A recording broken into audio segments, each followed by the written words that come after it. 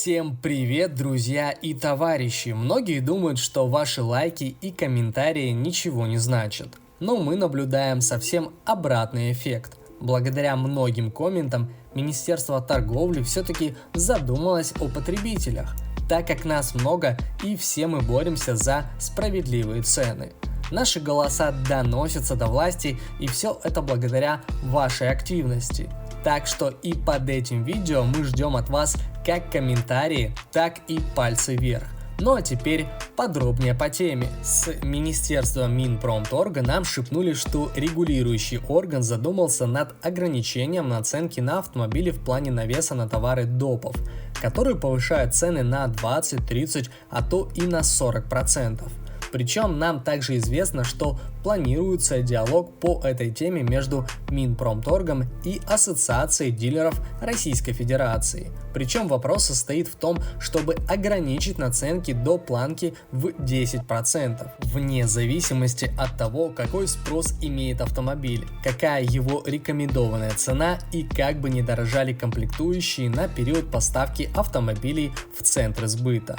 Давайте с вами подумаем. На данный момент переплата за машину может составить 1 миллион рублей. Причем деньги берут за все, даже за установку коврика. Нет, вы не ослышались, не за сам коврик, а именно за установку. И набросав таких опций около 30 штук, цена автомобиля поднимается аж на 40% больше.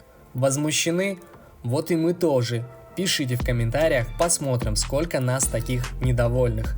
Кстати, в некоторых салонах РФ просто за монтаж коврика с вас могут взять 3000 рублей, не говоря уже о двойной цене на сам коврик.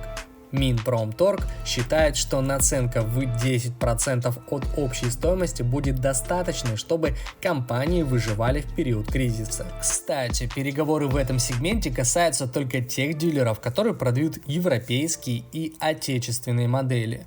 Но сегмент китайского автопрома затрагивать не будут, потому что они регулируют свои цены в своих же офисах и не позволяют дилерам, как говорят на языке сленга, втирать потребителям дичь.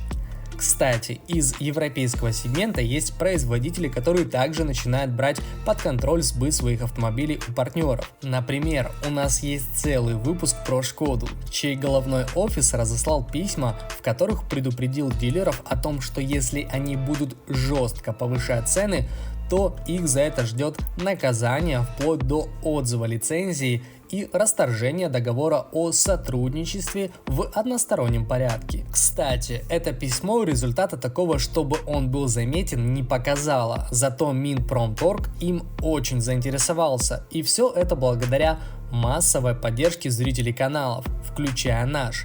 Помните, каждый ваш комментарий и лайк важен. Денис Мантуров, министр промышленности и торговли, не поддержал ограничения. По его мнению, законодательно ограничивать планку для дилеров нет никакого смысла. По его личному мнению, регулировка наценки должна производиться между производителем и партнером самостоятельно. То есть он считает, что все должны делать как Шкода, но вот только это, к сожалению, не работает.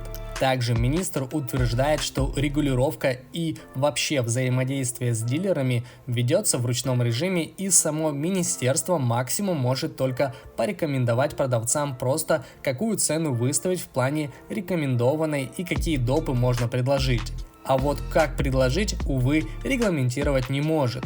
Эксперты считают, что если ввести максимум наценки в 10%, то он так и останется, даже если дефицит исчезнет. И это якобы неправильно.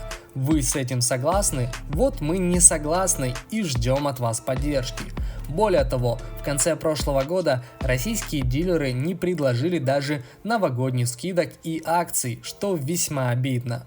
При этом еще заявили, что дефицит будет длиться до весны 2023 года. Мол, берите то, что есть, либо welcome в мир пешеходов.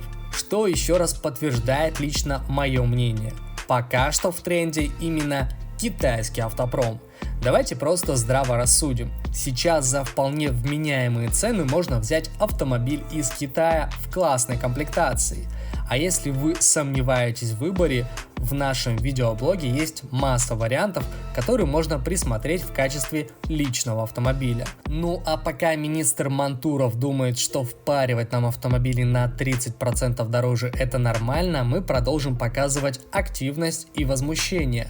Пусть потом не говорят, что наш потребитель почему-то предпочитает автомобили из Китая, а не отечественные модели. Согласны? Пишите в комментариях. На этом наш выпуск подошел к концу, и мы прощаемся с вами до следующего видео, которое будет уже завтра. А чтобы не пропустить его, поставь лайк, подпишись и прожми колокольчик в знак протеста по наценкам. Кстати, мы всегда открыты к диалогу, и если вас интересует конкретная тема, которую мы могли бы осветить, пишите, мы обязательно это примем во внимание.